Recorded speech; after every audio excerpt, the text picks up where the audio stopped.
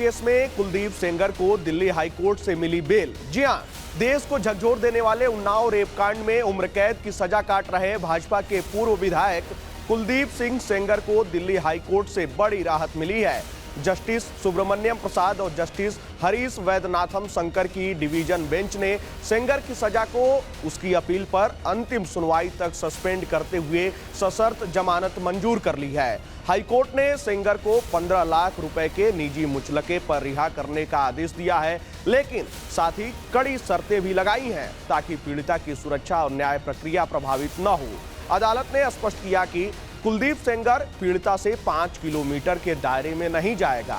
उसे हर सोमवार संबंधित थाने में हाजिरी देनी होगी। अपना पासपोर्ट संबंधित प्राधिकरण के पास जमा कराना होगा ताकि वह देश से बाहर न जा सके।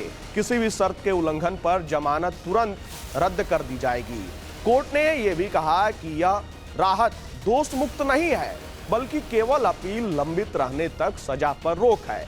उन्नाव जिले में वर्ष 2017 में 17 वर्षीय नाबालिग लड़की के अपहरण और दुष्कर्म का मामला सामने आया था।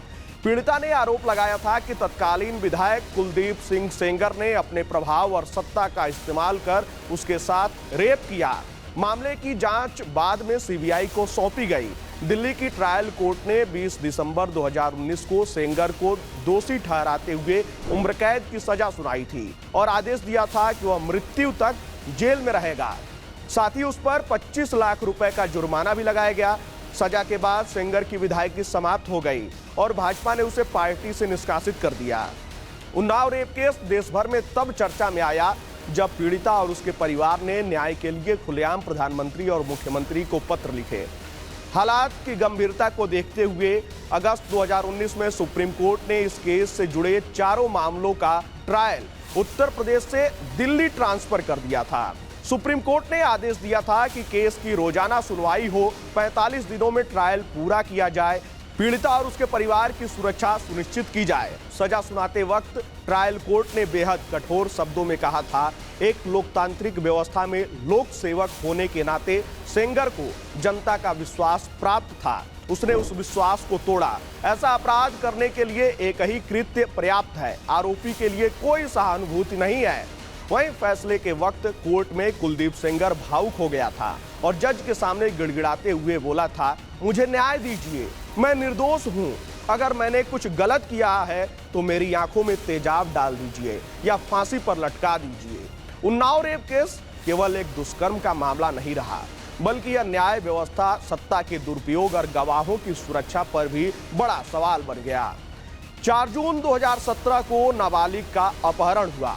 21 जून 2017 को बरामदगी सामूहिक दुष्कर्म का आरोप लगा। 22 जुलाई 2017 को पीड़िता ने पीएम सीएम को पत्र लिखा। 3 अप्रैल 2018 को विधायक के भाई अतुल सेंगर ने पीड़िता के पिता पर जानलेवा हमला किया। 9 अप्रैल 2018 को पीड़िता के पिता की जेल में मौत हुई। 13 अप्रैल 2018 को कुलदीप सेंगर की गिरफ्तारी हुई। 18 अगस्त 2018 को मुख्य गवाह यूनुस की संदिग्ध मौत हुई। 28 जुलाई 2019 को ट्रक कार टक्कर में पीड़िता की मौसी और चाची की मौत हो गई।